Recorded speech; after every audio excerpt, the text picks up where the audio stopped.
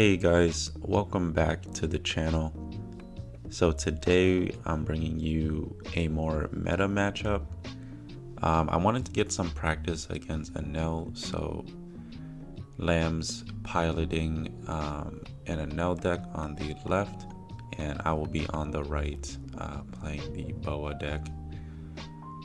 I think in this video I switched over to the standard Boa just to see how it plays versus the Navy build that I've been playing in the past. But just trying to get used to the differences in the cards. So I start off early swinging 8 into lead. I know that Enel wants to get hit early on, but I figured if I can get him to 2 life, I can just leave him there while building board presence. So here I end up taking the life. In hindsight, I think it would have been worth to just counter out, even though it's a 2-for-1 trade, just because that Jinbei would have been really useful in the following turns. But I end up dropping the Dofi here, really just trying to dig for late game. And one thing I'm not used to with the blue decks is that if you don't like the cards on the top, you can also throw them back to the bottom of the deck. But I am trying to search for as many Kaidos, Boas, and Puddings as possible here. Lamb dropping the Gadatsu on curve is really good on his side. And it seems like he's trying to stay on the starve strategy, just so leaving me at 4 life, he's able to KO basically anything that I put down. So here, still trying to dig for more late game. It's really tough for blue decks to match Enel unless you have that pudding as well, so it makes it really hard to fight through his hand here. I know he has a pretty big grip right now, but playing that Katakuri, putting the Onami in life, means that I won't be able to pressure him that much these following turns. So I'm deciding what to do here. I think I end up using one of my 2Ks to try to filter more. End up drawing into a Sengoku and probably playing him out here to see if I can find a Boa in the next 5 cards. End up not being able to, and then just grabbing the Law here.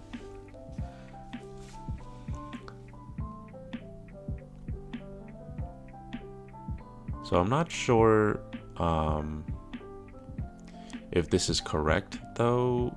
You can tell me in the comment section below, but I believe Boas really, at least in this build, really don't want to play down the Kayas unless you really have to, but I'm still getting used to this new build.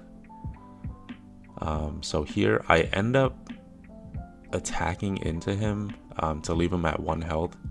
The reason why I did that was because playing down the Boa Hancock, I didn't want her to be in Yamato range, so I brought him down to 1 life so that the only thing he can really pop with Yamato is the Gecko.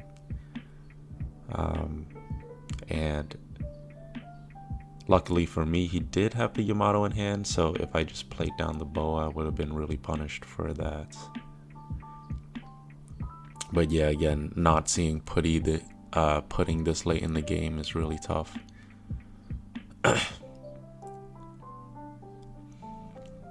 So he swings 6 into my Gecko here. I end up letting him go because I figured that the Yamato was coming down and that he was just trying to bait cards out of my hand. And looks like I drew another Boa Hancock, so I would be able to play her down and stall for another turn. My game plan here is to really just try to build as much board as possible and then crack in with everything once I find a pudding. But as you can see, I did do a lot of digging and I'm not able to find any puddings just yet. But his hand looks pretty stacked right now. He has a ace ready for this turn, also having a bunch of counter to play with if I were to try to go aggressive here. So he does play the ace down, healing himself up to 3, and now his board is large enough that I really need to start pressuring. I do have a red rock in hand, which is good for me, and I swing in 9 at his lead. The space Luffy's unfortunate, but not really a big deal since Gecko wasn't putting too much pressure on the board there. So being able to red rock his ace is pretty nice for us because it basically bought me another turn to try to dig for the pudding here. But there's a really good play, Onami, and this is where I'm talking about where I should have just countered the Onamis because my top life ended up being a pudding that I was looking for, and that really hurt our game plan here.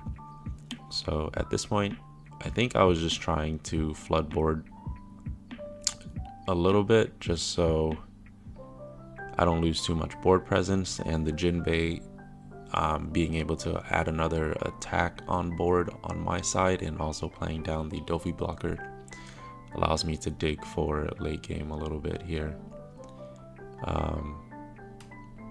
It is tough though. I think in this game pudding actually ended up being all in my life, so really nothing I can do about that. But yeah, I'm just laying down boas as much as I can and seeing if I can get him to the point to start pushing for game.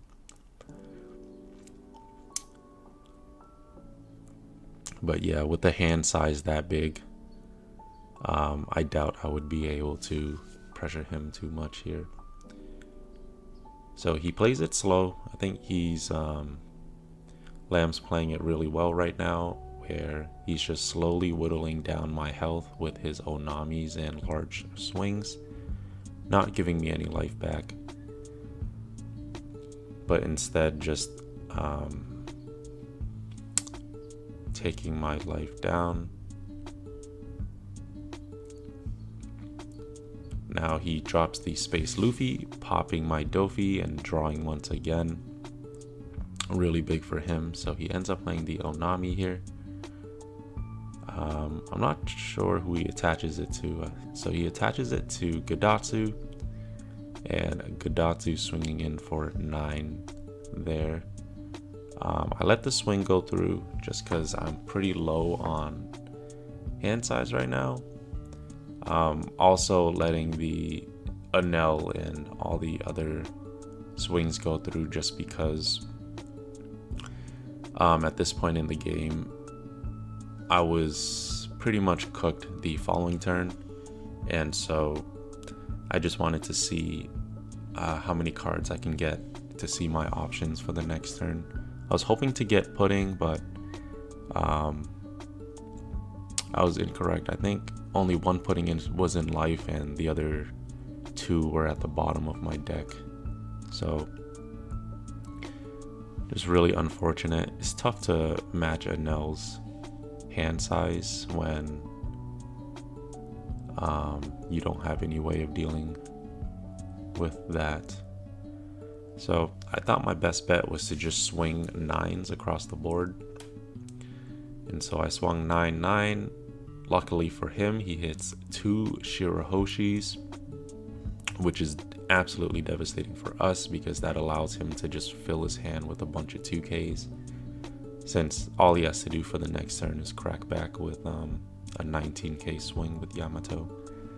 So I go in for another 9 here, gets countered out as expected, but with so many cards left in hand, I can't imagine I'm able to push through. So another 9k swing gets countered out, and then I use the Hound Blaze to bump up my Boa to hit another 9k. But not sure if you saw at the end of the game there, but his last heal was actually a You Shall Disappear, and so I just had no chance of actually ending the game there. So I hope you guys enjoyed the video, and hope to see you guys next time.